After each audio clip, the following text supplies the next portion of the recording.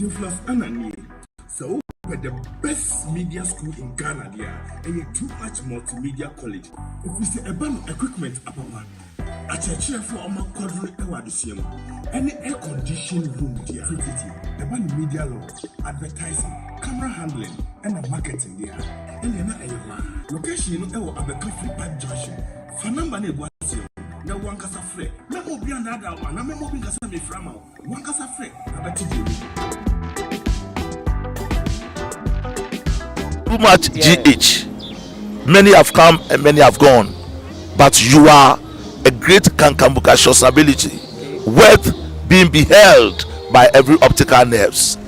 That saith the papacy. Keep watching Too Much GH, and you get the best of entertainment, the best of everything you want. My name is Ohima One. Keep watching Too Much GH. It's the best. Keep watching Too Much GH.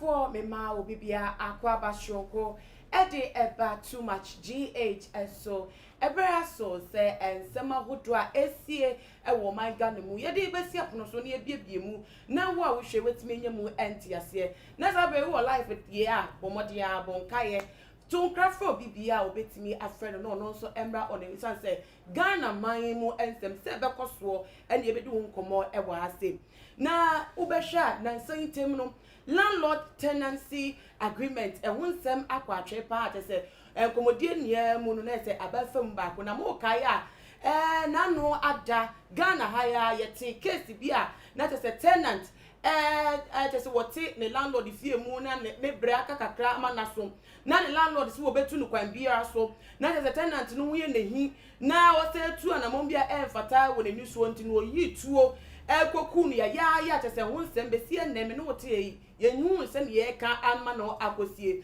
ede ho ama say nam so ama nkofo rezi concern say Ghana hankasa wo hwe landlords and tenants wo ma sitire mu a engoye ensem bi wo ho no mu a say wo landlord di wo fie pa we ni ha wo hwe pa so na say wa ka okasa de wo ahye wo bo na ntimi nka hwe wo hwe bi say ni fie e na wote ono so ni wura okasa wo tu sesi ahwa na ada ponti na wa edin na wo hwe ebi fa ebi mo yere nom ebi so de ene ya mi gina wo so wo dem mo radio so TV tama me pe e na be so TV obi create me lock obi wa be han fie a wo tini fie no otimi lock o e wo fie ni mu there's wa kwa bonti one man tem no wa lock onti da bonti they say ebi wa mra credit e hyehye wo fie honom no e upset enti ehun nsem no ene ye be kam saa so ene ye be ko police adwuma ekuo no be bia sabre akodro na enim se bosumi ya hyase na mampeni na daroma oyi acting IGP Owura George Ekufu Dampare edodom Ghana for so meboa na police adwuma ekuo no won so mu na tese be bia esie no won fanto aso emfi ho na no na tese ehun se jai shake bia aba police adwuma ekuo no mu ebusafanya asem ketwa woba ya first day of office Réfused say ya man for position na go munim so mo de da wo mo ma dedo mo no ya sese mu ama sakra bebre abemu na nu achi so ye hu se adwuma de sesi ade police fu Bobby ama anti-armed robbery forces ne Owura Dampare eyu omo ye hu se ene news mu no wo metimi ache 40 hardened armed robbers all over the country at say eno no breakthrough back Ghana for ka ho ensem na ni die mu no ye bebo mu ewremu se ne ba ye ko wie sa ye be ko honum na ye fi wono so ne ye sa akọ KMA threat kese a wo eto ade amane mampeni ene na pamfo KMA for say the dre se mampeni obahunsu wo yi MC wo ye nominees wo chichinkofo de wo ekototo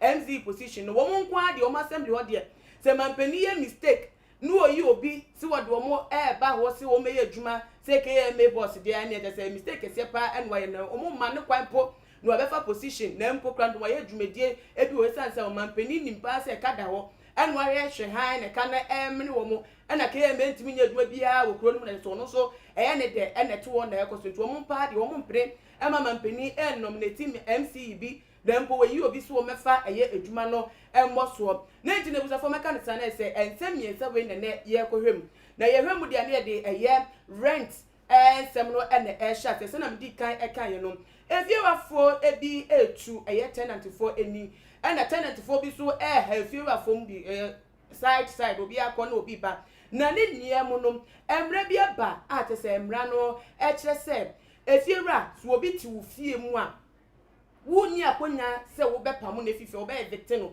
se mpo krampo ni advance wu na wo ntua aka bie mu a wo ni akonya bia se wo betu na fifi se so okoso a eye wo tenant na sa emra we se efiewura fo mu so mu sen se eye beboa na se mpo timamofo enim anase wo mu enim ne ebehwe won ensem e wo ase na enche bia e beko he video lawyer ni peni atese wakodare e won mra e won nsem odi etudwa cheche mu amanti ase abon sa mra kro ya mu ni ahwe se enne efiewafo e no muti efie mu no sa mra we yenim anke sa na no muti wo fie mu ana na ntibaka ne se wende na tesa konya abeta ho ye beko he video ni sesi ana ansa na kra no me ka mo se Jumedie yi eye wo chate herbal center eno so ya say ema ye die jumedie na ha no so ye rent so ya rent sifatie enfidudu edi oni pedue mu ne se na di unya akoduro die tie bia abomode a phone numbers no se ne gu ase wo na fanisa na fred wa frewe na wo manga ne mudia tutu anamo ntemtem so na ko maso ye wo Dansumai Akraha, near Biamusuno Tamale, Northern Region, Mubia, one more Ebesa, Yaret, so Yarenete, at the Funi Pedrima, also, with me, Yapomude, at the Atoa Babo, Esso, Yaba, neighbors of Fort Yakonkumon Precope, and the way video in Brasilia. And a Ghana Hanon so ye rent law no chrese. So be a mousika no ground them. So tenant. No ku wura dem ho kotena ho na advance ne san or da so ye tenant Sisubio. Say my baby high wadan Yeah. E bi a chamber ho metim matrem afe emfie mienu ne sika na san na menya metua bi a me da so ye tenant enti untimi mma me dem ho emeso me nsa empam me Asuna renew now first come on. Emra mu ye fe no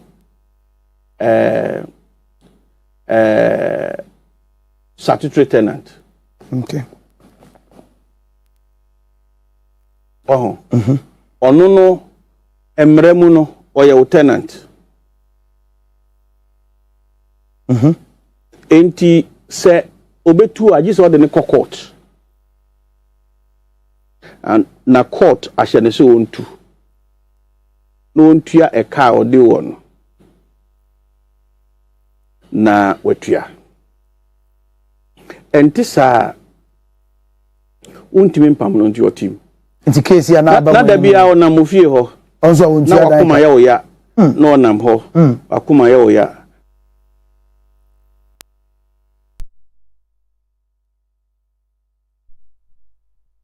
video yi eba ye na asa brain common mu a na ye hyase na ye hyase so a nipa ba ku ni nkomo e ma ni nye yie da ni nti no na me ka se owura dan e wa ha se na ni din a nipa dodo na adi nim no eye Kofi NDC na wo ye NDC for one youth organizer e wo Okaiko Central na ne ono na mini ne eko enkomo no emu na de se ensem na abeda apono so no mini ne bomu esuko na de se ye biebie mu na te so bia etimenya no ho entia se owura mo akwaba ye ni ama apomwe ami ato me ho ye o ha ife ya we da se sa na o chandit okay na Kofi NDC ibi aboko nyame ado amanyukon mu mebunu na sem bibia dadin ama memfa kwan ya wo yisu na membo mu fidi abaso am say mo ya ye call a one bantam na wa besi edikanfo e da se ma monitor mu for some time na me hu say mu di djuma pa nti amanfo so ni dimachi ti management ni all the workers here no me go bi abaso na mo nkoso mu di djuma pa mbo o man Ghana. Okay, atim so me kan sa wi a maminchi a eye omanpanyi dada His Excellency John Dramani Mahama one eye Professor Nana Jane Opoku Ajima me no kase omo bonto awo epoye mantem northern region omo ye thank you to they omo da Ghana for ase say yamin chad yakro aba to 2020 elections no Ghana for epie beto aba ema no na abanu to him and I say aba na onya aye n'ani so e wo hwe edom a NDC as a party yenya wo parliament a so clean say abatu we Ghana for esesa aban na nyanya me be bia no yese ye eja court ni Jezebel Mensa Jen Mensa eja say Ghana na wa fanti no here they say ya nkahwe eja ya asem na amayame na omampanyin John Mahama kan asem there prosperity will jet us and Ghana we are facing it but you realize it to say in Berbeko and Ghana don't say as some omampanyin John Mahama kan no and the etia Ghana man me kan say we choke kan central I'm say mo efidie kese esi me constituency enti me make say me your man ba eye me a medium ti me ba ha mfisa ma abefie ti me chair executives wo kan central and the youth commanders eye the green army of kan central I can break a care to two them ye send a party by sign I can I should they about to assess so grassroots na near that for so na partner for congress na ya year party djuma bo Ghana man ti bibia yo okay yankopon de wa boy ho ban ya batan de aka omampani akufo ado a obeye ne dia Ghana ye hu ne ekoi se ekọ benku ni niamu no ye da so awon kom na te se bibia eto di edman na ye ra yenkom di me ye hwe tenancy agreement landlord tenancy agreement Ghana ha se ne yeti omanyi mu nyo bia na wonye sika edisi dan ye mu bebre na wo hwe ye population na dodo na over half of us wo into tenancy I say a high dan and ye trimu ekoye day to day livelihood na ni niemu no sa emra we wo ho na emra we nye se ne ene eba emra wo ho dada na te se rent control for so ya we na Ghana has say so ye rent issues they be ada issues coming up say reference abi make here na no ada of anko landlord say wo tumie ni fie no obi tie nti no fast etuo edibo obi ba say adenti a ne advance ewu oso wontu fifiem na say boy no so ahunye ne hibiem ene te odi ku ni fie atefo bi ase ne no nko a ebi me repi ebi mo emma obi yere krampo yetimi repi no te say ebi okrampo na otimi fie mu na wunye sika ntwi a otimi ka se for wan kasa ho ebo afore na ne niam no ye go hitu e wo mam die mpa ene ekoso yo ama asam weyi edika na wo kase mu kan de obi kra fa so aye nia sabe ituo bo eba mu ya odutu dwe and then yen baby asam ye kesi and bebre akoso a ebe ono empie ye madom ehu ye nkofo bre wa landlord for nsem nkofo bre na asam weyi na baba ebe si ne sa so man Ghana am say ye bibia aye politics bibia ye politics bibia be ye politics even if ye edan han mu so ne the politics rate ama me ametie NDC lose election 2016 year 2 sir yes sisu biem me say me ametie me nka so obi me ametie NDC lose election 2016 January ayede na next year February 12 na next etina de so na February ife na yetin mem kotin ni NDC amofia ho yes enti sesa wutifie ana efewura ni other people they feel say they belong to a certain party ama usora wo get anu na nipa bebe gina tutu ne se na olu ba akase etu we are political parties so wo kan say me tell me partner me wona me feel say ma wo kan nso nya how come and respond nti me de me say na me come adwen nti onu mu ani election na de ahomachi ba ye 3 o'clock na nipa asori bo party bi enyum eye de do ofio ada ni pada but wo de ukogbo bi pa no pa wa so wa abaka ache odo eni ye de do ofio ho na wan hwa ogbotu mesi enu su power February 12 ni etu mfi me fie there's a reason or the ma won say oh yeah NDC party member nti na me too and I said okay send it to to me can show point blank say bia politics nti na me too eso ama efio na metina me zeka if you are meeting me no be the way I'm not one more brand notice so As mo ka cha me there if you na yetim na me ni me fear right fear. Osi asase no yo biza. Enti asase ni wrafo no se baby da mo onwa mo atna wonti me dan na oba betin.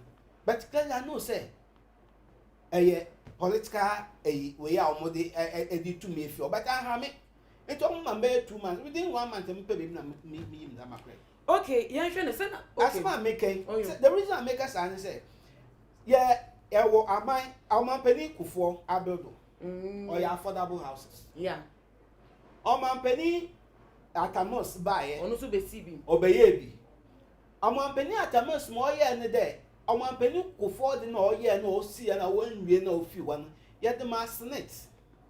Say omun wie na omun fa ye den onfa ma workers, onfa ma high na say enton ma workers. Okay. Oman penny John Mahama buy no. There uko bon. Is it bon? On the Tama and then yes, there's also on the mass smith a snake for Muya Wajuba. A beam query uncle for Akoko Kumnazi. On my Penidua Mahama should be affordable houses. And then a cassident on my Biawaha na on my penny Abadechi, Dr. Baolaya. Baomia. Hey, Papa. Doctor Vice President. They are going to go. The Mipachoni D. Eddie. Vice President. Baomia. And Tronquan would work. Now that's the one who's our. That's any D. Member. Let's have me body this way. Or you say, oh, man, penny, Abadechi, Baomia, and Tronquan or the Bugana, may. And then we'll go Ghana, Weber. The back said the biggest liar in Africa is Dr. Baomia. At the day, yes, one can there. You to meet the monk of voting, and then 5 years down the line, there are two politics and there are the two politics. And then if you were to meet the in Yasna, okay, and yes, obi to me, obi being there could be otherwise up to now, because over here I feel and Sabi Bibi when you say, as some who Sabi here and Sabi Shini and some year, when you ask one your come halfway, as some who introduction can some cases say, a sedate will be any. A man for a bread. This is how can and Brandy say. Say, Ebia Utsi them, Napo Tamason. That's a wound, yeah, and baby, I will back. If you run and branches on say your mom bread. No, I will shape no course. I won't crash. You can decide, say, Joe, 2 months, 3 months, 6 months, would be to bet your mental. I want brand. Nanda would say, Ama, who corrected than okra 1 year payments cry, Angel. Won't come also, your wife say, who call for 2 years. The 2 years that you can be the old two when you not think can form agent. Agent here, I got a joy vaccine, a joy a bibbeting wagani, agent, 10% you all. Now, you before ye say, even so, when yes, 10% now, my agent now. Say, on Sabaka down quiet some. Mamma, way now, I course in army, make us say, and bring you from Wagana. Sabi, oh, may halfway and bubble too much.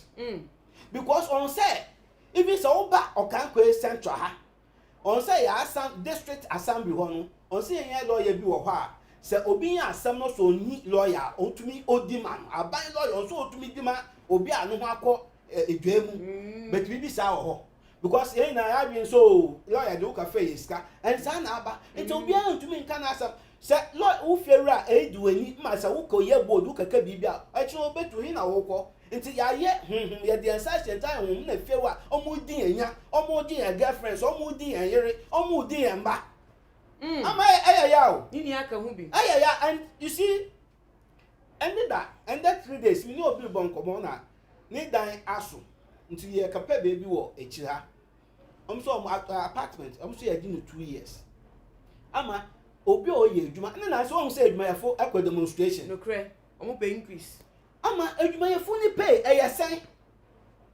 onyi pay wo kana asemi so wo ka hot fuel and don call market bi and am no kisa da ye to fuel bu okọ market bi bia ya tum onu su ni pay a ye ntum na okọ rent da wo ka di no 2 years over 70,000 Ghana oka fo wan enti bohun a na nipa ya mbobo awse nipa no ko bobosia oduko rent dan na ye gi ni pay ya tie afimu na hin no bebe fa hin no be twa namba odu hwa namba na odu bia ahwe fie ntesa wo mba me na ye ho no na wa ye useless ofie anti fie ra fo do mu di tenant for any papa now sa ban or show no can sa some way and yes sir there be a tenant against the fair and after a wasn't ringing the total blues. The answer never could do a company and share. Sir, would ye by say party for free we need and your party into year 250. Any other situations are about to say, oh, some couples won't mean case and say, who fear or scaby soon. Now you see what Mrabi say, I will. And Tim Rassel, oh, none is a internet there when I ain't to me nim randet here and I say, yen nim Ranson a Dimaye. Etina send you 2 hours swap back with the 1 month air queen. Not only Mrabiana. Ama Casabi or Nipan train now drink and cross. And yes, say, Bebre after Mega say, Omun Membra. So be am ready to call crowd elbow. Omu buying as tenants and say, Obi a waka to be fear, only some ready one who buy. A bibusu ho, but ma, so we need a dajera and for what some court. So we need a dajera. And more some NKD court, and I say NKD police in Corner brand, sa corner brand, Cacana, Oka, where you found some, we would check, where you can come, boom, no shares are all sad, then I'll become officers over Cacao, Boomaka, no wap, baby, do Chaka, no wako. And yes, I don't end him say, Ebia and brand new, and I said, but Sanya, well, we ever toss it, because we need time. Time now walk around with man, would my music and I hear Sudi, and that Yabaka say court, and I because it die out, Woodman need to Chaco and the brave so. A baya wire will not pay baby on to now my fear of Sonia Taban or Mudi Dienso. I some I was some papa.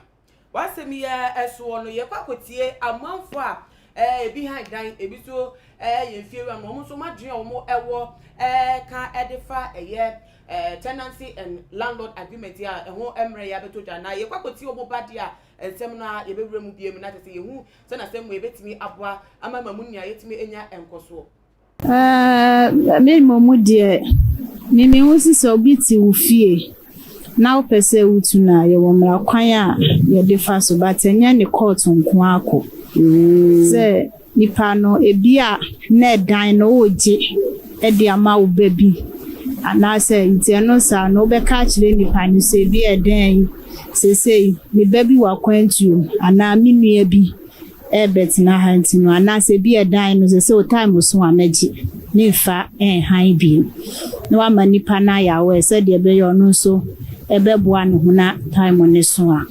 etina wetumi akọ na sisi a mane kase se onik o sika so odbeto aso so oni sika o se ni suba mi na enye ofo se ni suba mi na eye ofa na se wo ba bi fi amano na ba bi na open na sisi ano obeso ontu no na mane kase uni wo akonya se nti animanimu a na akoye ofewe yi din pa na obetimi ya fa ona se oni aban be ya dwen wo mra no ne se na ti ana se obe ka obe kase ke ye ntwema na ye nye chef fo me did say Sanchez and the bind the body what if you're off when you say be a me if you're renting me can sa okay because you see the ordinary dear the benku and edgy it's no oba your de ma be 2 years 1 year 6 months na set time on now so na osi just we dey o store akosi obi asase so now time waso ebi a wose asase ne meji e dia ye bibi enti peja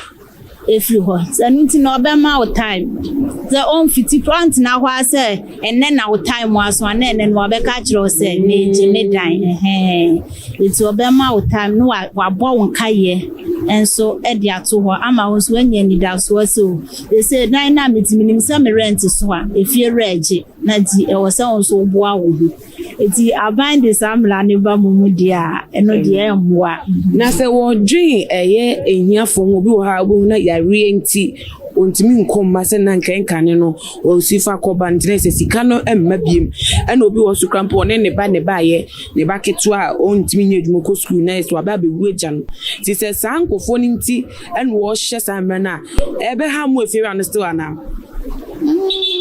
ha dia be ha na ba ne sa na meka no nipa no benya to boase e de dia wo hwa wo hu se sati bia wo mu no wo a ebi a sikasɛm ne ade no ɛno na mimi gidi sɛ ɛyɛ ntoboaseɛ na wobɛbɔ na mane ato hɔ na obi wɔ hɔ nso a na ayɛ ne boapayɔ waka no koraa no onim sisɛ nso edu hɔ a no wahyɛ da egu n'ani egu so ɛno na ɛyɛ anafe akɔ ha efiera ne tenant for na di problem aba ɔbɔn ntɛm nti na ususu sɛ ɛbrɛ a wode bɛma no ɛnkyerɛ nkosi ahe mimi ni musa obi ti wude na sɛ time ne ya so na wo pese wutu na ebeka 6 months ama nipa netu a o ma ne letter kyerɛ ne sɛ o sese no advance ni wu a meje medan edu 3 months ya osi abɔ ne nkaye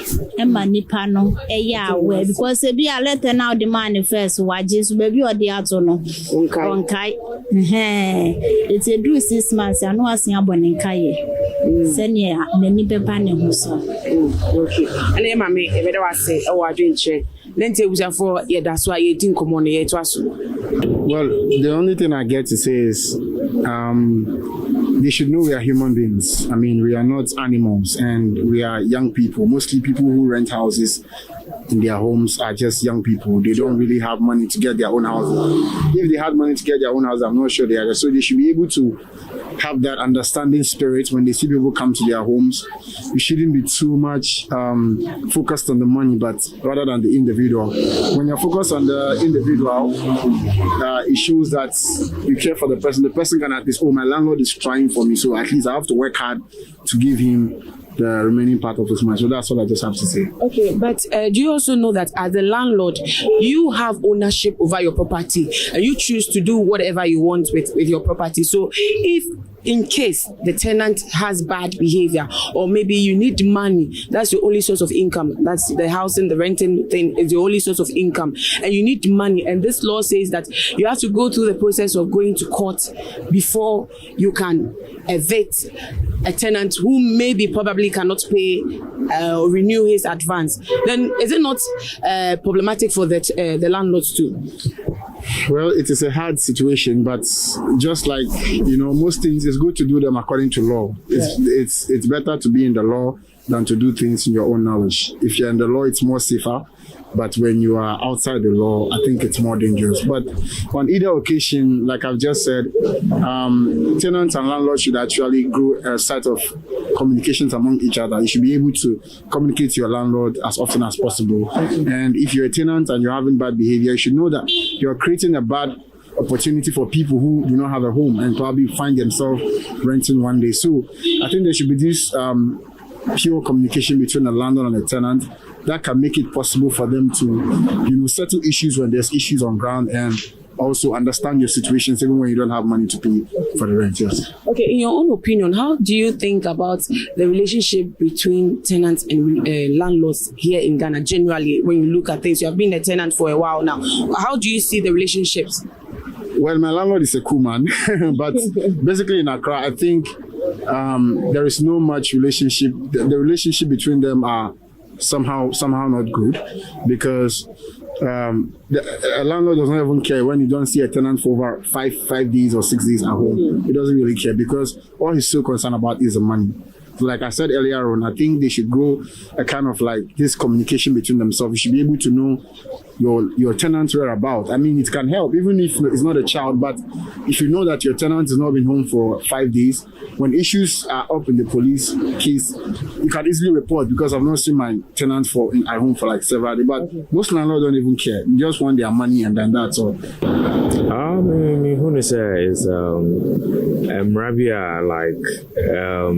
It's always good said there will be a law everybody will follow, but it shouldn't be said all the time, no. Na se waye bibimpo a, you should follow law. And you say why are there no na straight say gidi you per say on to but definitely there's a process to take the person from your house. So I don't think everything should be you, the landlord, you. Everything shouldn't be. You also have to consider when somebody's in your house or something. So I also feel like Na say you dey say Japade no why would you wanna? Oh yeah, but you don't have to be selfish. Japade na your dear. So you feeling like say obi will feel, you know, I have the upper hand and will be kitu be no na you person too will be you know Japade most of the landlord no more yes idea no more pray no. Most of them no Japade no more there. They inherit it from ni papa onongasa no or yes idea no on see dan bia to even go through the process of living in somebody's house to feel how it's here. I'm a landlord and I've had a chance to be in somebody's house and I know how it feels. So I even think even the rentals, you know, they will do it monthly allowance. How do we say advance or whatever? No, it's too much. 1 year, 2 years, obi salary your end is 300 cities at times, 2.5, 1.5. And somebody will get that money 75 or 40 something million to come and pay 2 years or 1 year. It's too bad. Let's go back to 1 year or the six months now. Okay. Yeah, the law say whatever was that. I know say maybe say 6 months or something. So I think if we do it that way, like it will favor everybody. Okay, you no business wise. Say landlord no say the only source of income, and they say or renting a diner. Nah, you finna say tenant no. Okay. Landlord matter. This thing can never be your business unless you are into a real estate. You find something and do something you inherit is not a business. I don't be your father who thought say Chirimba or something. So investment. That is when it's real estate, then that's fine. And who your business. Okay. But when most of a place are here rent, it's not a real estate place. It's just a family house. At times, some of the families are even not living in their own place, but they've rented it to an outsider. So you know this is selfishness and greed. So I think the right thing need to be done, and we go back, we do 1 month, or we do 6 months. But that's 1 year, 2 years thing. Me myself, me a landlord.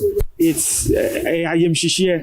Because no asesa ni sika nyina owo pa no de abase or the betia rent is too much. So I think there comes a point that I think the Christian council and the church will have to think and somebody see a chamber for the pastor, or so what is it called, pastor's quarters, somebody see more admission house. They should put up the church should rather look at that place and build up something like that for the church. The church should have even 100 cities a month or something. That to even a member and all the time money will be in his pocket and he can do more for the church as well. And so let's look at that side too. The landlord too, they should stop being greedy. They are too greedy. They are too greedy. Ampana ebusafo ekomona no no here to aso. Ebusafo na te say landlords fo bi ni tenant fo bi ni akotie omonum asem efa mraya kire se efiewura mpo ni fie sesen na na baby fi hifa eba nampo suban awuda ne di ofie ebufuo se den anakrapo wusika ye advance wetua no ewu na obesi wontu a oni akonya bia so obetu aje wakwa court akwaje order efi court ansana obetimi etu no na teso makwacho madwen ede afa won na adwenchede ne echi no owura kofi NDC eda so wa hanchede ne bedi komodi afa won na intine yenhwe se emre yi ye ba so e bi se esi na obi betu obi efifie mu a won court etina me makwa tenant na me so mehu se emre bi se won tibiti fiem na me fie aba me so se me to a metima kasa se me ache na mana de asumbia ba beboa ama asumbia be fiem ama as much as say can say landlords be mu esuban dey no like omu suban ye no there are still good ones in there no correct ana iya susu aye rent femu ye mu bi susu na wo kan ye mu bi su ye suban bi susu anu susu ye bi but onu so kire say on say ye to me tune just like that who be said there enti se bibi sa obotumi akokota na ama yes wo ho kwan bran ma ho kwan se botumi no landlord ai den akokot se onumo e default ya yes because okay. But I also believe say yes or ye failure or rent den se issues be sa ama anu baba entokwamba ebia bibi unu fe o fera ebia say ntina ama ebia na side there ahoche kakra ba mitumi tuatua ebi o ha wo fa kwan bi so no landlord kasa obete no wo akomapa mu but obi so wo say ube asem bako ekodu kota that means ebia wo ne na aka still until I say wo so ahoboa ne ye den eni ho and then brand ba che o say on so wo di no family kwan so na mbra ne bachelor okwan so ofa so a so no enu di le bia oba because e be baby a mbra nkwa betuma a kire ne say wo nkwa so betem 3 months now fa hwehwe dan without pay so wo de kokot exactly okay wo betuma ka say okay yeah man no be busume baasa no fa ntan ho fa hwehwe bi busume baasa no so I'm talking about 3 months na say wo enya bia wo mbra kwa so basa mo another grace period mbra mu mbra o nti say landlord bi ni obi di assembly na ye a match say enya etu etwetwe yankotwe tuo yankotwe sekan ye fa ya tutu asam ye fa nko mbra no ni mbra ne sa no ye fa ntu na akwem ye sa am di say asumdwu bebe fefe ni na ye ni landlord be de e be tena wa asumdwu mu me nche wa no wo nsem wa ka no but wa mu be di atum say wo kasa no so say court process no so enya asem ketwa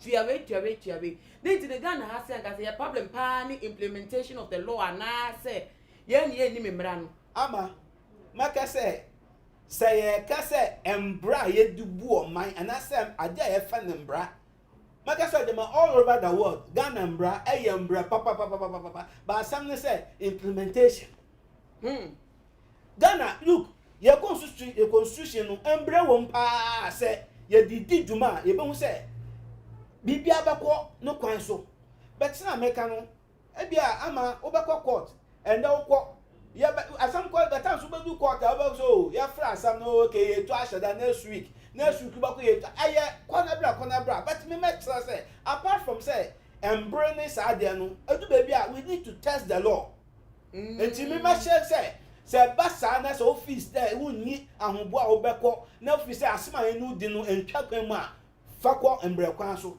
fafa embre kwan so na mbra no enchechire no momo obi ahu ne na asade a on so ye as a landlord and as a tenant so no wo so asade on so ye na ama asomdwe aba ebesa obi a se ni land tanya ye high line tenant say to me say e be test one say landlords nye bibi na to me de ko embre kwan the farm embre kwan so a me dis say mama landlords so omo ba brass kakra because when say oya edi complain ya de ba fam bra kwemu obi aso ni mbra de be bakasa makwa court bra ko bra nti no edu baby amoma ya mama mbra no ye den enso enye na edwuma but ni na ya mbre na asem na ye ka mra asem de na ye ko law enforcement agency government one na ewo Ghana ye police system no bosumi ye mu na ye system mu kakra je say owura James Opombo enu oko na humje mu e ma na humje kwan so wonko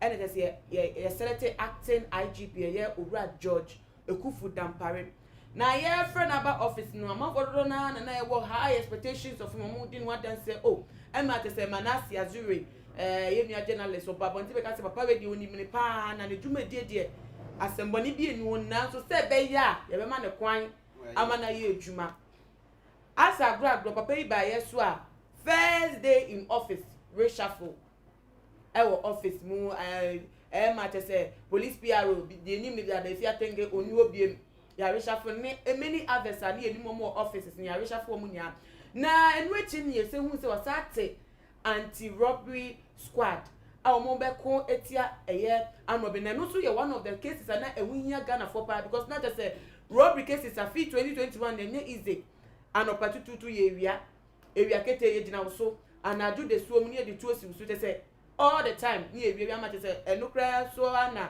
ye MP for Infantiman what they to ananmo said according to information that bontia ni menu no they to ananmo nti na say cases ni was shompa ni expectation no so betu one na mo e dia fa won na obaye so nto waye adwuma wati eku a wo mo etu na mo ama nekra report say 14 hardened armed robbers wo man Ghana mu ya chi wo mu tie ya chi wo mu ne ya chi no ensem wo Ghana fo adwum ntine wo mo say ye nimpa say adwuma no wo mu nim ye but ye hu bi pen Obi aba officer kakakakakaka wo de ne sakika bibia wo say yes oba be ye adwuma nanso wo ko nanim no na say wajege waje na home kakra saa na aba akosa throughout the years ya selected police for na IGP for it na say yen fa ne say bi na eba na say we say ye kan say obetimi aye nti ko a wo ko no be ye kan no ase na ya ko ensem ni mu yo ama am say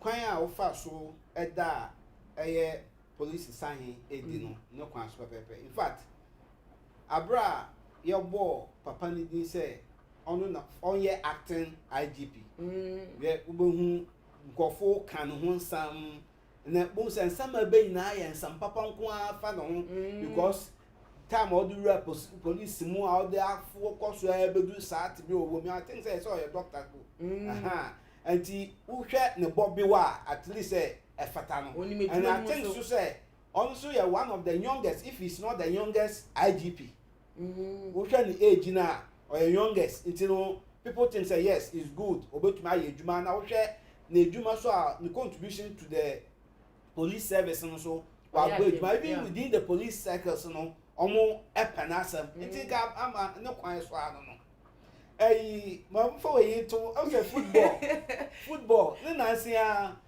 mi team Barcelona omo ato Messi na team na okono say omo san wi a okagina park so na o the ball na di agro kaka ani bi na ye hu say police IGP wa ye nti che say ya confirm na say IGP no so oba park so na oba agro kaka nti na sami na ni say ana maye win 9-day wonder dia ana na ma meche obibi ya ka am Rọ́bbers Ghana ha am anya asma idi agro na say abeye say ewie enimbre anadwo they can operate anywhere to the extent say even Puruban cars here omo omo physically attack eku police local yeah one police station wo Ghana ha am Rọ́bbers bi a ya fisa omo ya catch omo I don't know if it's Domi Kwabenya one of the police stations yeah Kwabenya omo wura hoko omo ko bie omo nkrofo ekun commander no exactly enti no omo ye nkofu bi a this omo abu nkama fa Ghana so enti sanka news about so oba ye also ya reshuffle ma ati send dem kaka mami fa we kranka ho esesi anu asate police patrol for umbetna so the kings of police it means exactly they say ultra pictures now say nyabambo afa wo hwe ne ndi ye bi oye na you could see say ope edwuma no he meant good say obotumi aye edwuma no ni first signals I was saying na che say obe edwuma ye but ama the issue ni say na so look ama say politics eba wa abubu anu a you begin with the left hand sir ama the issue is obibia steady there omo aye nanado aye omanpanyi nanado or appoint omo nyina no on appoint omo just like that aye health minister other ministers have including the health minister of frawa or can on run down will the way we what say the trust munta wa appoint before I confirm police IGP ye ready in ndama wa ye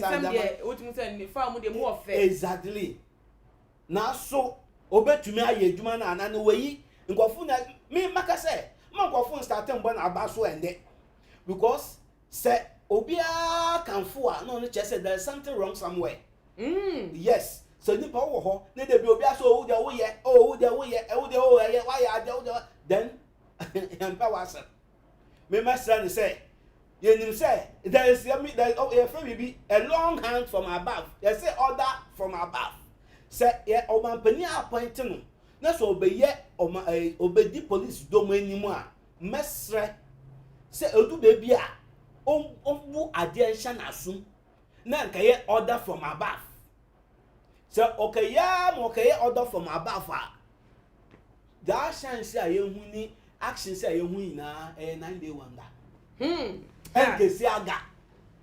Sir? Yes. No Pia, look. Anya na do no appointed Matrama do so special prosecutor. I don't know. Appointed no what's the way okay oh and I know oh him no lawyer penny why yes. The moment Matrama do Tenant the gun question and I do abandon no. Oh yeah then and Matrama do away. Auntie Anka me there no IGP effect me born about so nko na so. And she said, Sabi, political party for be whether NDC or MPP, no be kaya adama, a bomb system call from above for bar, and then obeti and so on tea. So obeti and then oil and Siaga on the on to Munda. On to Munda, oh, dear, you know one, young Cotier, send one more day a yen to shade to jar, police, Jumeko, send a patrol teams in a BM anti-armed robbery squad, no, and now anti-armed robbery police.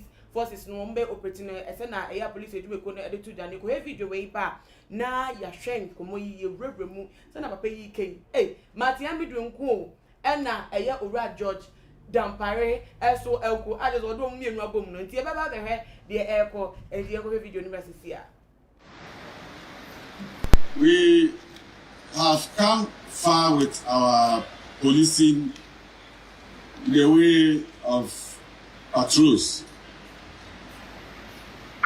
There's a new development or new model we are introducing to the system. Please, you are ambassadors of the police service and the Federal General Police. I know you deliver. Elsewhere, this is done and it's beautiful. People are even going to approach you, cannot touch the kids. You approach you, cannot touch the horse. Look at their safety and the friendliness you have to establish between the police and the people. So I urge you to always look at your profession first before your personal interest comes first. We are also going to provide. We have few handsets that you can just cover you people and then you will be comfortable on the job. Thank you and God bless you. First and foremost, the horse patrol is supposed to be a trust and confidence building patrols. That is supposed to be interactive. And what I mean by interactive is that you're supposed to stop and talk to the members of the community, especially kids and those that you are supposed to assist. And this is supposed to be very open and friendly because we are now trying to win back the trust and confidence of the community. Secondly, the purpose is to strengthen our resolve to fight all forms of crime. And all of us, if we take our minds back at squad 1 or squad 2 thereabouts, they used to tell us that when police are visible, then the criminals are not able to do what they want to do. So let us go back to that and then let our presence be felt in the communities. And for us to achieve this, we are supposed to demonstrate to the citizen that mutual understanding, trust, and communication between the public and the police is very essential in fighting crime. Secondly, you can only achieve this by letting the public know that they are the first line of defense in fighting criminal enemies in the community. And that is to say, if the citizens do not perform their part of the social contract, we are not going to achieve any peaceful communities because they are supposed to expose the criminals that live with them in the communities. But here's the case, sometimes we rather expect the police to work miracles. We are going to meet some of them who tell their kids that if you play the fool, I'm going to call the police to arrest you. It is our duty to tell them that we are very friendly and we are open. We don't arrest people. So if you do that and even take selfies with the kids, you will be happy that I met a policeman and I took pictures with the ride of the troopers. You are also supposed to assist them to cross roads. In other jurisdictions, the police who are on patrol will usually carry candies, toffees. And when they are on patrol, they give the candies to the kids. The next question is there any criminal in this flat? Or have you seen any stranger? They say, yeah, there's somebody who came 3 days ago and is at flat number so and so. So that is what we want to see us doing. Again, we can let the public, or we should let the public know that with all this that we are doing, we want to let them know that fighting crime or making communities safe, secure, and peaceful is a shared responsibility. So if we do our part of the contract by telling them that this is how you have to keep your community safe, giving them safety tips, giving them our emergency numbers. Now we have social media handles. You tell them, if you have a leaflet, you share it with them. If you don't have it, you give it to them and then they write it. And you are only to tell them that when you are in danger, you give us our your Google map. We will go there and then chase you. Or if you can call the emergency numbers. But some of them will choose to go to the media houses. And that should not be the first point of call. It should be the police service. So you let them know all this. So your interaction with them, that's why I said earlier that you are supposed to the patrol is supposed to be interactive. So when you tell them all this, then they begin to understand that the police is coming closer to them in the communities. And when they do their part of the contract, then we will find our communities safe, secure, and peaceful, like the president said in his 13 thematic areas. He mentioned the safe communities when he came to power in 2017. So let us go and propagate that. Then the success of all that we are planning to do, this horse patrol and everything, depends on our commitment and dedication to serve our. So on behalf of the Inspector General of Police and the Police Administration, we declare this horse patrol duly launched, and we expect that you do your best and you internalize our core values and let them see this on the streets. Thank you. Please a round of applause for him. It's the reviewing officer.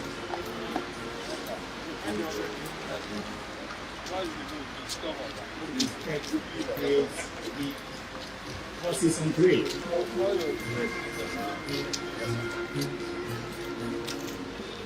Any of these forces within their communities, they shouldn't worry about their security at all. It will only be deployed to augment the already existing system of patrol.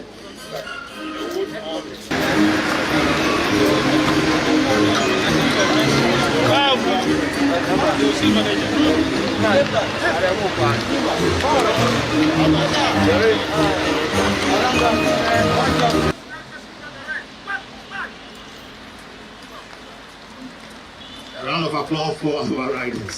Round of applause. Means that as we are being deployed, we are going to win the confidence of the members of the communities in which we are patrolling. And we know this service is definitely going to win laurels regarding all these actions.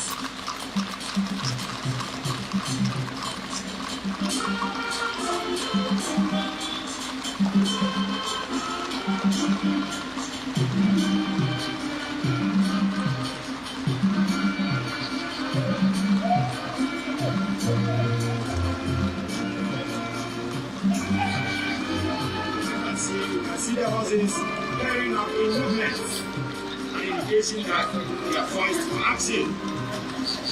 And they have also demonstrated their discipline.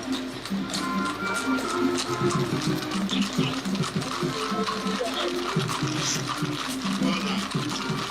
Well done. A round of applause applause once again for our riots.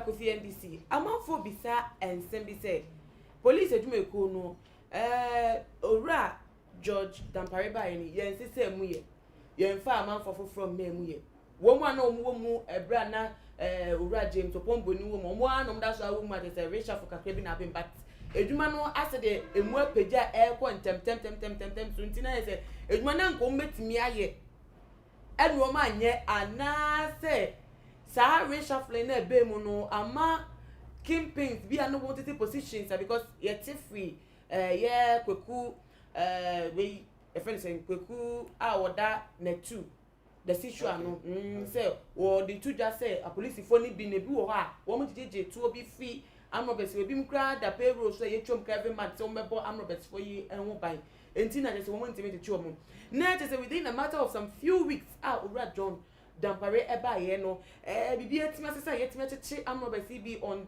such a fast rate and now say no cresa mama come ye me be ba ho but what come I mean you info the truth of the matter is that Ghana Police Service like I say in Africa we are one of the best police service in Africa.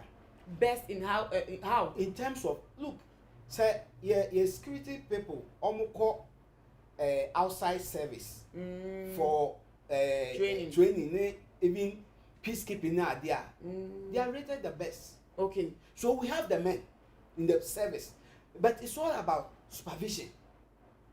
Look, in construction before I'm about in construction what the upper Magana contractor bi ejuma na Ghana ejuma the Ghana ni John ya ejuma no ba papa o me ya kokwasa but the same job former Ghana for now the obi an ho ya kokko me nka say broni ba ko amba gina so supervise they will do the right thing on time too. I'm telling you. So the issue is I have brought among our own selves in our police service, not like I said, we have people who can face this criminal activities, but it's all about supervision. What can be said? Me maka doctor, IGP say, on man can share within the police service. And Rôbbers, true now, they know only young on him.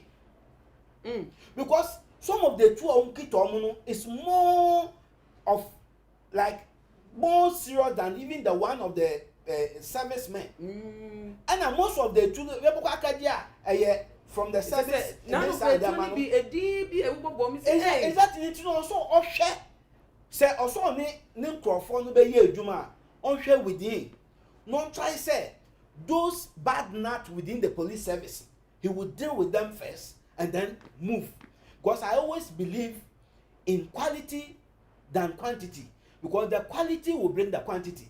So if we only have very few who are the quality, they will fight for him to get that good name.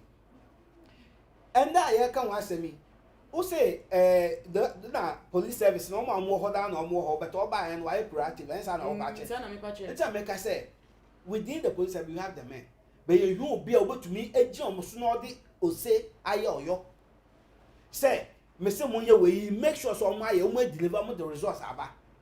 And I know say Peneta make I say edwuma the papa dey na Ghana for nya wa yehwem so betumi ayo na so golden and being fisu be and control nana. So oye edwuma as an independent person, as an IGP, you achieve results. State institution owned by the state standing on its own police service and then golden and beat me so those say we know say we have power in the president, so bet me order some things state owned institution, but so I don't know how pointing just say he can still control the affairs of the police. Mame politicians no more back govern country. True. You get the point. And as much as say, my point to say, wo kashahane di dwuma we mami. You listen to my orders. Men ka anda nanado aban kwa aban a betwam ko nyina say anka IGP ende but me afati say the police service omo nya omo independent anga mo ankasa omo appoint omo leadership. That's where they will gain that respect. But as much as say me no can say omo appointed by aban or so there, they can't have omo to be enye bibia with their own authority. Because Oko Police Council arrangement, who is the chairman of police council? Is the vice president? Who is the chief commander-in-chief of the Ghana? Is the president? Yeah. And in their setup, I think all over the committee, the appointment from the government sector is more than the people who are coming from the police service. And so the control is by political leaders. But say say he won't listen to order from above no obey Juma Ghana for better than Juma. And also obey support from the people of the country. Not Oyen Juma or don't support about, but minimum say na one for Kakano and Kesiaga. Oh, and my because anybody look, anybody that will try to fight against another's government and will deal with the person. How? Oh, why? And then another nigga and another can chance. So, on the job about fighting corruption. The so one are pointing its own fighting. Oh, see, about you saw announce principle and announce our announce Kafa team 12 by team 12. So football team ya boy ya 11 ya reserve on the Kafa 12 by and principle na Kafa. Our hand there. Machame do and another one about some man all the credentials. So or you say. All dealing with people that turn a gun into Nanado and then Machame do our hand. Machame do say Nanado is the serpent, mother serpent of corruption. And then where are his works to prove? And Manasi Azuro say Manasi Joy FM 4 reported. Yeah. Manasi na MP before using now. ODTM this DD attempt and this corrupt. Nanado Muba Bemuya or turn the gun because the vigilantes say Kogu your friends and cast almost your trainman and the Chelsea Manas and figure on South Africa. So I so Bibia press about one another said they should fight corruption. Then I'll do better. With what you are saying, who is saying? But so over to make Jan and now say, baby, Otano, even though Nanado not to one Ghana for a young penny, Ghana for your to Abamano. You were too much in Nanado. And you almost appointment from that man, even though Nanado no but I'm an appointment. It's the Ghana who get power to Nanado to appoint him. So he serves over 7 people of Ghana, but not the presidency. It is about to me I an independent work there. The people of Ghana will support him. It is much one mention cry say. Now why starting a year? Who can be says I war kings of police, the horses and them crow. See, whenever the visibility of police are in the system, crime kofum. Yeah. Uber Kaiser under Omampeni John Draman Mahama. Uber for I can't super do baby. Now police car.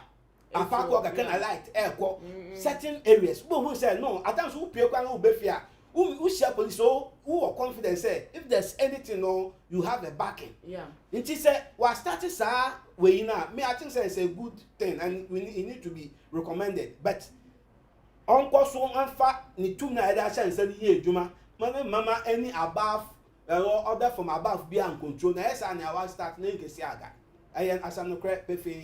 Now, how can this be? Because Ghana for you need to be a who send what shall say oh yeah Juma even as an acting IGP oh yeah Juma is you need to not all of a sudden do you think that as a people who stay for it say I make up our minds about it? Because even in a selection because I'm gonna for bring up view say yen COP Kofi Puate ni e kasa ono ni no so otime ye adwuma ni bit ni ebodi nti say if something should go wrong there's a mishappening or no adwuma die mu a don't you think say Ghanaians can still rise up against him so no to be take caution in that part?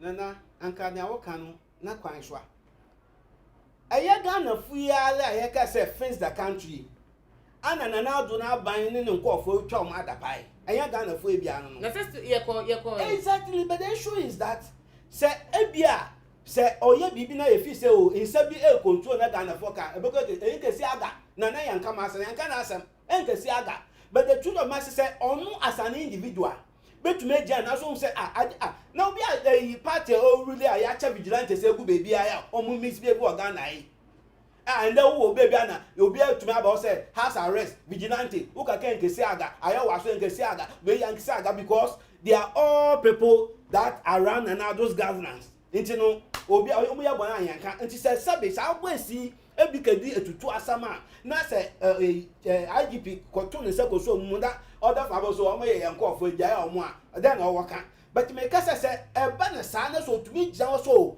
yes won o appoint me but tum na ehye me say Ghana fo no dem on o dey appoint nti ne asa say o ye ne asa say ya aye papa na oba ya Ghana fo beta na chi ena Ghana fo e do so say ye fan say abanya erunu no nti no meshan say ojina na so say be ma no nka say Ghana fo ni cha e sa na be other from about so ye nya ko officer and the nke saga aye no kra e asema da o but na why no this say e bo na abaso because am Rọ́bbers for e din ko funya ni na nse a ewem ha moto obi kraka want say airport road na nse a police for kum am robbery it adults it no fi say na wa starting e omama visibility no police for na mo maintain no endorse the patrol no endorse. Okay. So, because minimum say almost pick your intelligence. Nim hotspot baby and them one mama police visibility no enko so aga oya papa Ghana for ebo na abaso. O ko bonu so at the same Ghana for ebe ka kire no. Nti say oya bibi na Ghana for kan ma ne mfa no kwan bonu so oya ade so oya ni ya ebo na abaso no waje enyam no. Waje enyam na mpa. Na ye hwe ebi muso the issue bi aba up say Tena allegedly kwekwana na wo na two or the betu just say police for stations awodo ni bi wo krampo na timamu fopo na esi edimo mo nti betima man say no krampo betima influence wo mo with me because na no adan according to kwekwana odoko Nigeria ni bi ebe be see police station e wo hodi mo na ade am Rọ́bbers krampo ye chomo krampo mu dodo na ye foreigners in the foreigners bi ba kro ni be see police station edima ye police for anampo kan ti memu bi a ono wo ni sike bi timi si police station na na se bone ni ye ku ana ye fo aso mame anka mingi ndi se sabi wo yo man bepa na wo ye oduma wo man mu na sabi wo bi a aman ona se dan fa yin su police service a wo kan a bi a dan fa se tesa no he a me a ni na nsiam nim se minu apeni kwa me despite esi police asoye fefe ama tesanofo anka me fi say enya boni bia but so eya ke ya say sami kofi and then me hu say oh I'm into business me ye bibi you don't even know the source of my money na me abeso police for bia mu hia pickups my brother pickups for na kire bi ma ke bibia na police ba cho so boy na ogwa police service and on no be say my police service na if you say now some they will treat it with the soft hands bibi sir so me yes I mean fi say most anka enya boni but I say enya influence so especially police service so because obi ba ka say police for baby am to be a omu awakwa mekesi e bia 1-2 bedroom bia mom so omu 2 benya baby for mutin na omu boga na won ban anka ya sam papa but sa nipa ku ya do unyim eduma oye no one the reason why he's coming into the police service to give them that adoya no san dem ano enti sa nipa no say sembi say na eduma nyibi and I say no hu nipa bi and I say business bi oye bi ku nkoto chema no say police komu a wala as a Ghanaian wo hwa wa bi wo hwa say police for mba handle asam no say nenti na ezetimamu ni mema ni fa ni san ko police for look mama I bet look na say well community 25 okay 25 I'm say community no AC police post my police for the whole community yeah because a community na it is am say community na state for no na mo asi ama we are omo hu bambo because untum be ka say bia community no certain organization bia omo ababo anti omo ye bibi say but as individuals businessmen ni omo asabi omo kokrom sika no omo sa de na Mame question mark bi wo ho. Question mark bi wo ho, but who to me gaga say omunja and aso omunye, but me say master no say and that who achiro na mabeboa no meyi asama and about my show me say in power so hu say makohwe ankwa no yenso ne nsem kohwe owu enti no say bibi sa na asem bi abotu ani na me na meboa police fa ma say wo kan wa kan say enti ya ka ye ne kan ya ka na kakra okay ne say police fo ensem de be si ase na ye hwe ye de ni bedi owura George ekufu dampare na edumedi echi because they say no share say the sa no re to aso de ne Ghana habe ye kra be hwe pa ebenya more investors sa na be ye busuafo enti na say ye fo no so say de bia da won koso anya mma na wode no koso na onye adwumade emma police station because bia na during there na ni enya we say sabre dey better say armed robbery cases ni all sort of criminal cases that back up in the news no eba form and in near mu no de KMA for omo de nsem bia paponten abusafo aya yem hwehwe de magana for na say bia mu so no assembly members for omo ewo ekumase mantemo na ninia efa mampeni nomination awoye a odi MC for dia to assemblies awodo no anono mapoa na eja memo no womo ayama aso eni na no na de KMA for kire se mampeni ebo no musuo no oyi bi di makumase KMA Kumasi Metropolitan Assembly nkwadia enye wo bete bi pa wo medo metima ye bi ase papa kro na na se oba kro na ebe yi nesi wo no na dwumadie no enko yie ma no onu akasa na ebeja na dwumadie na to sanse sike bi enu wo mo sa deka enti sa aka no mampeni ameye mfi wo dia ene sa ene beko na one of the assembly members in Penifoni bi abekasa edi afa eye ensem no yebakotie no na yeba na tese ye dwumadie no atwaso edi fiwo reason aban edi man ntia e kanon KMA de besi na entua no den political se tepe the them minister and the take a decision no on political grounds. I will say it for a fact because what is good for the goose is equally for the gender. Opa mo fatu mo samanya research enko all other metropolitan and say since 2017 and that government the more Réfused come on. It's only KMA the whole Ghana ama ye de any ade sika ebo la humbra na if any say fusi na ba ni ko omunya isabi informa na Ghana ni atla ho masasem we atiti KMA masani abasa me na udu KMA se say ase KMA is not in existence e dini ke kere da ho financially we are born as they say no recently our no finance minister so actually say the rest of the money no you take step here the common fund ebitua which me pasa Matthias enti omanpani wo dey say political yes Matthias here political in a sense say bia ebeka say here is the stronghold of the new patriotic party and even anything fine omo dey ayemo now mo ankasa mo dey enso about 5 years into the administration and what me worry and what me biggest and also aden aban ntua yeah beto bay yete Kokos in assembly. I was funding the campaign. You call the answer member. You call campaign. My don't buy food for them. Say I retain power. Now say 5 good years in our position as a leaders of the country. Now carry the so the council. Common fund, but you gonna share accounts in our court today. You have 2 accounts. She can be able to be ano. How can we run assembly in that manner? Now you say no. Assembly man, they talk about more. Now person so do what them said they say we dey open 1.1 and so now we be na e and you know yeah the position no so ban dey prepare say aka no be you come am you wan hare me at running mass there we will also do a press conference about mass party I say we are out of Ghana's financial issue because say president ana omanpani ana ben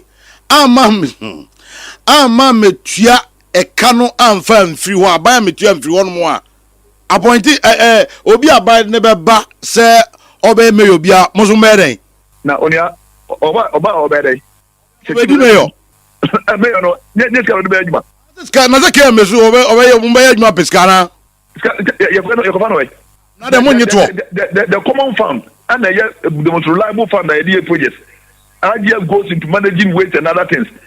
Now oba kana kasa ya di wato very man ya na good years of our money ko tuasa kana za ko siko no nyina nkwantia kana say 49 million Ghana cedis put me right, and no, I don't know.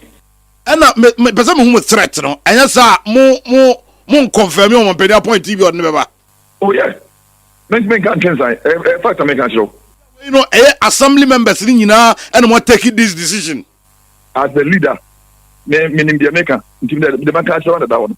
Yeah, I appointment did ever buy crano, commodity continue assembly members that the Munina Gramo can be Yamu did in Comobio. Onya, even the appointing everybody, you know. The yen or only yen here. Angel. Appointing everybody is somebody came a boss. About you who takes canning in Abaco to Bola. Exactly what you chat, you know, any Naka would travel in Ghana as well. As my and yet then it's now 2006 as him. Let us say actually who and year free government side up and Bubuja a corner one stand you should be a part of the contractors no they would mean maybe or pushy or mutual the man America and can make scam down a big money and the SWAT kakra. The last letter free the finance minister to buy came and he said, yeah, I'm taking steps to use our common fund to pay the rest of the money. Master, I say anyway, it will be ungovernable. That's my position. Me say, no cry, back up. Maybe we na experiment sounds for them. Ubi as movie. The Macana, the friend is not American. And I may part no, Ubi Olympia be a die-hard NPP person. But the fact must be told. It means no one American actually. I'm playing politics. And they are all away. Open say as American politics. Fact on the ground American. For presiding member, assembly member for Amokom electoral area. The Honorable Stephen Ofori. And out in the day and the boyfriend who are workers there. MC position upon the Mampini nominee so better now the NJ Juma because a cat that walk Kawofie. A Kawofie so you need internet so what you met say NJ maybe an escape you are the bedjan no internet say. Jim Mampini agent and so baby chase cancer and watching where you be amana show. Na seminal immunization or can a month for 7 months to months say, hey, Kumasimu. Ashanti region, you didn't feel it to say, no dear, you can't dear grandpa NPP stronghold, any Ashanti region that SNBC, ACF, one more, a man, more, so another say, yeah, I as a cassia. The new thing I know maybe say a coffee NDC, so no, dear no drink ever, ura, Honorable Stephen, before we need some of the better join. I'm me follow story in Kaka. Na, who say, a canna da one. Enya kaketwa enye nesoka enye ndesoka enti me abeya me na kakra na abeya me bibi kakra say ebia assembly members will come together and send such a warning to the president so when betua saka no a and omo obi bebe obeyi ni bia omo ntie manant so but mamenka aye say Ashanti region MPP Abe news too much. I didn't hear. It's the same as Central Regional. Nana do appointed National Security Coordinator. I almost saw more more coaching Faban so two no from Refi one guy. Yeah, I had almost quarter. I go to damage say 80 guns, 100 guns, a job. A judge did say quarter, quarter, my judge. Nimpo maybe ought to be done. That's the way. Just recently. Or I told you maybe an impossible. And my mamma say, oh, you're buying for some bubble back home, or different one. Then Bob, I know. I hear him say, Ashanti region MP before, yeah, can some too much. Yes, a car, but I don't think, say, this one too should send a warning signal to the president. Now, maybe says assembly nanka so almost contribution in the electoral way you so then. Because Nyamuke is about sanitation way. But when you say assembly, so you have more contract for the sanitation companies. Almost a sabon and then a Saka so a bind also internal revenue moved me. And you know, Saka now almost say on my penny and but Sana. But me a year because Sanya almost yes, I know. I want an almost about penny because say on my penny car appointing almost opportunity for Abansu Naba Wolfum. I think so. Oh yeah, one and almost common per se. Almost jump and pencil or yeah, or mobile. But I don't think that they should use that. That's not that one kind of that one as a threat. Say one yes or yes because then who can story now say a kaya I did that ho abetoti and ka sabi my stress and ka ombefa akwanya we ipo na come that here appeal to the president but who share the story now it was a warning they are giving to the president. I don't think say a fan akwem because say omo enya kasa mbibi so kakachi me abi because I can say omampani appointed DC bia na say MC bia ho say at least e be one team so maybe we appointed bia exactly now I mean say all the DCs and MCs na omo wo order down no ye omo in a system mu ana and yes so that means obi so 7 interest to assembly ho because ebia obi look and number be request to assembly ebia ye ko appoint obi mu abama corruption issue bi be play ho nti on kan ya makwan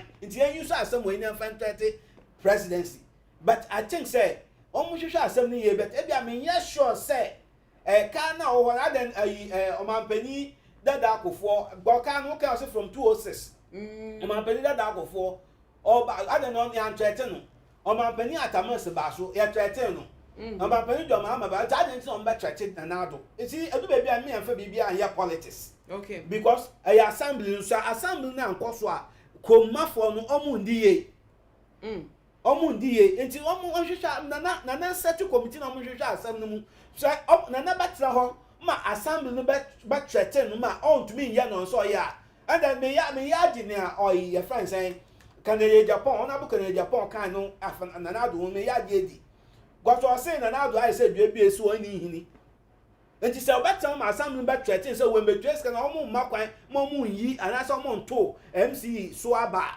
only show me because say be obi 7 interest bi ho obi 7 because we share the PM no ho no aka say me say omo ntia kana on the obako so abufom so omo make sure say omo elect MC wo ho ebi obi 7 interest ho ntina na amana ni nko ho omani ni enko but then she say osan raise concern be say for years now all the assemblies union yes any scared the mom for sanitation problems ye mom but KMA won kwa for years now sikani be MI no na nam so ma can apile abedu sign paper so we at say omu krampo internally generated revenue bi kra koto sa account mu krampa na contractors na ati because e cannot draw 20 ne kase no krampo na so ati empo ni o and abedu sign paper 20 na say omu reason for being offended because say you omo from here ye ma others na omu kwa ye omo I didn't know omo feel offended until na me kase me kan there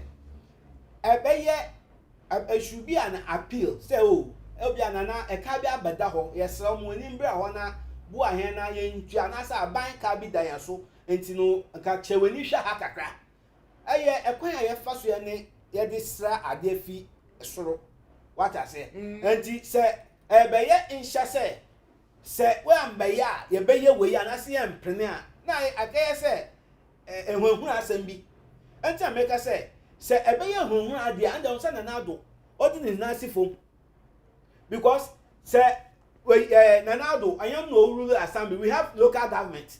So why are they not attacking the local government minister? The assembly operates direct under the local government. So we are going to say Ministry of Finance no open say obey security. So even issues like that, no, pass through the appropriate channel. Call your minister.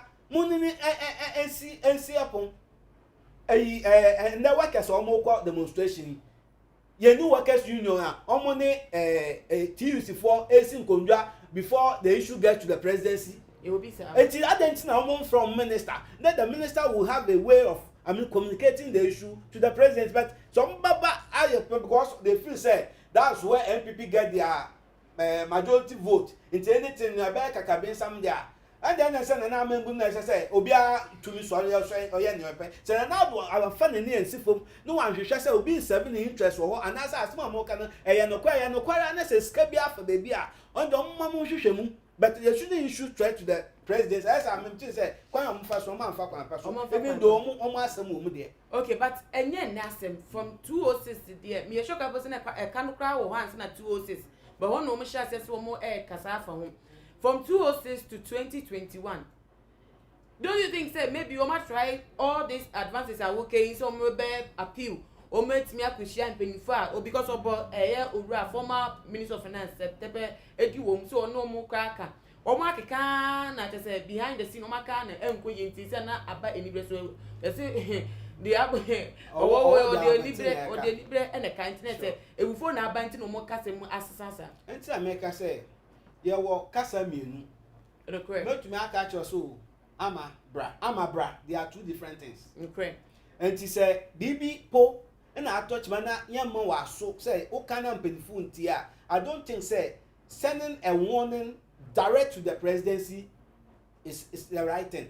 No matter with other ministries now, na say mpenfu awo do meeting no ma fa na anye adwuma so enti no and aban we you ma approach sa unless say the story no ma so ya approach aban no na aban so embua he so that's the only option that we have. Also for 5 years now, this is the 5th year mampeni ebu na ma o maka but still na 5 years ni wuntini enwu well say if that be the case then best say aban omuti omu asupem na ne oye no oye mo but I don't think say so omu ka say omu mpene say ebeyi MCE because MCE no is the eye of the government in the assembly. Yes. And you say omu makwa no mu ye that omu mpe say omu community ni be there ebe tu mpuno enti assembly eba anu an ye de kan yes kan na editwa nti omu fa mpe appropriate quarters na omu enjoy aban no and asa omu paying attention to it in a civil way na omu hwe na omu resolve so I think say ebe KMA assembly no akasakasa no in recent years as issues about up the bia concerns raised ho na no kedetia market no one kakra no same kakra ba ho assembly for ya say even to the extent say ene omo kasa nsem na te say bibi nkoye wo ni structure ni mu ana say die na eni nko ho a ene ama na ba say nti na make say ama ebia interest bi o baby nti no omampani amama nani enko because asema mu kai na yesikasam because wo kan wo ba bi ma me ya say almost sika bi ko akoto account mu ko amu bi se na efa enti no se ni artist kan say because omo de ka so omo hwehwe omo ankasa omo internal structures no mu ni ekoso ebia bibi so enko ye o baby because ya kan came here small we you assembly small assembly the second after Accra exactly but you know small assembly e be fa na trasa it that maybe bibi enko ya na say obi so do ne esi baby so and then me an so chinchina it am ebufu aba amanfo de kasa it must say o man pani mama na ni nko se committee bi kwa na oba set na o ma hwehwe sa ansem no mu no wa makwa ma amambu na akoso because amambu akatum na bro say ekotwo mo ye twa half a year any 4 years to be and you know amambu na say some fee say omo baye to send a sit down to the president to delay him to be appointing or mama elections are called for the MC now. They are delaying their own development.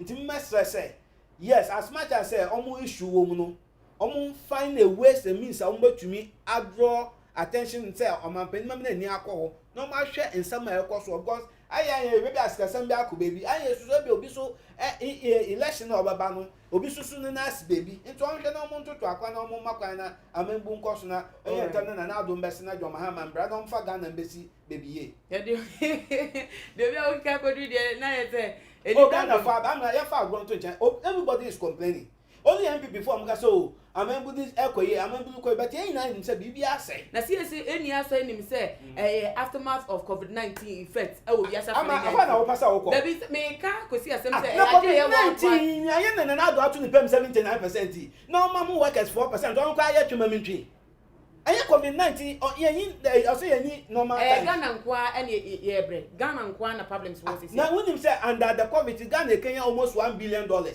when him say under COVID Ghana stabilization fund na your friend say John Mahama boy to him can 200 million wo mu no and yes COVID do ya na organizations omo contribute to individual that account nko I say be omo aye COVID-19 no ma for the year profit COVID-19 ana health minister akasan di ya san ka for brasan in sebi de cha yem to me yan do wo your friend say o say o call leave out o ka say enti obi mo ya say COVID-19 but omo do omo di yan mo yan faso but timamuni na omo ato na na do topeto On top petrol. Nana do tua danka. Oko market. Nana do oko market. Na di na ya Ghana ihe ni e tax ya de manu. Onu kwa wa tu ni pem 79%. No wa wo tola wo faka, wo to nsuo, wo to light, wo to we light ni nsuo fi am de ma ko mo titi fi e pem.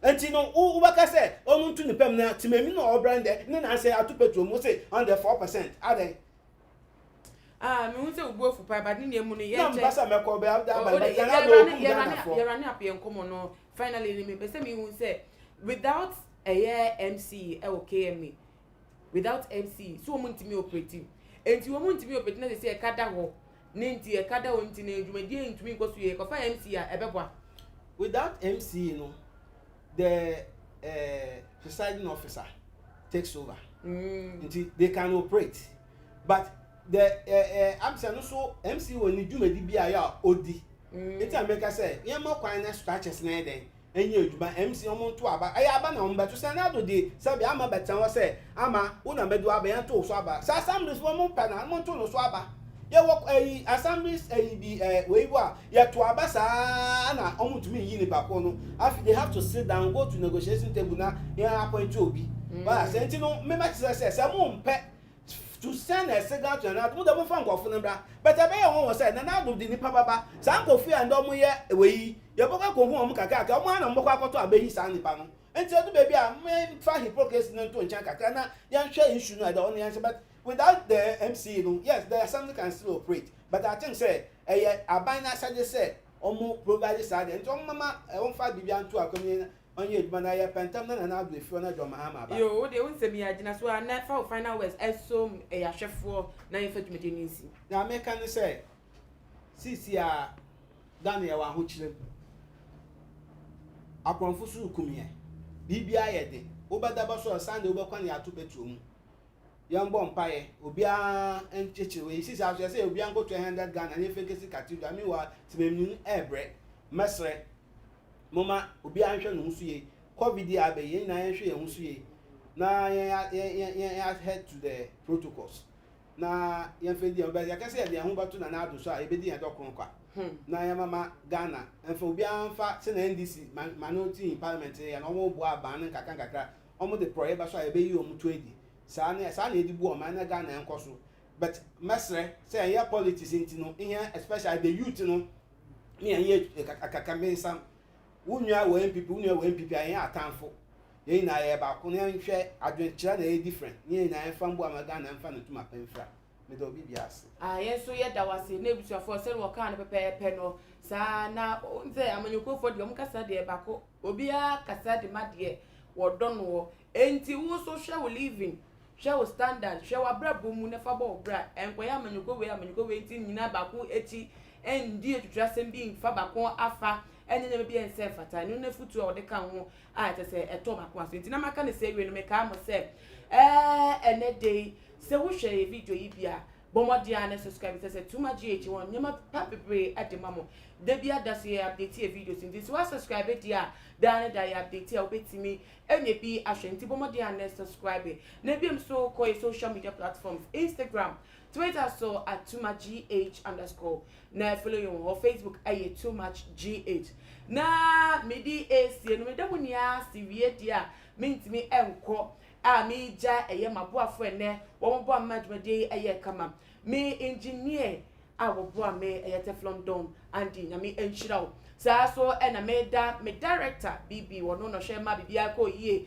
me da na sese wono so abo amadwede na kama sa so editors Mr. Frank Dobe ene Nana Asante nyami enhira wo ni ebiem so no Yamsi Jamaica won de camera che de dai ogina ho de na janko a otwagum saa wono enenam so ema huhu se na huhu mi wo fidie so nti no sinyankopon nhyiram so no so bo emedwede kama ene wo so a wo modern pebre edi yechi na mi nhira okese pa na mi enhya obibia ene ebiem so no me host fache me guest na oba ha say Kofi NDC ono pe na minim no na me enhya so no so ebo aye madwede ne kama me di say no na na mo wuswa ene bi na me adoma e be say di hia bi makra munya bye bye Theophilus Anani, so open the best media school in Ghana there, and Too Much Multimedia College. If we say a equipment, akyerɛkyerɛfoɔ ɔma kɔdoro ɛwɔ adesua mu ɛne air condition room dia ɛba ne media law advertising camera handling ɛna marketing dia ɛna ɛyɛ hɔ location no ɛwɔ abɛka free park junction fa number na ebu ase na wankasa frɛ na obi andada wa na memo bi nkasa me frɛ ma wankasa frɛ abɛti di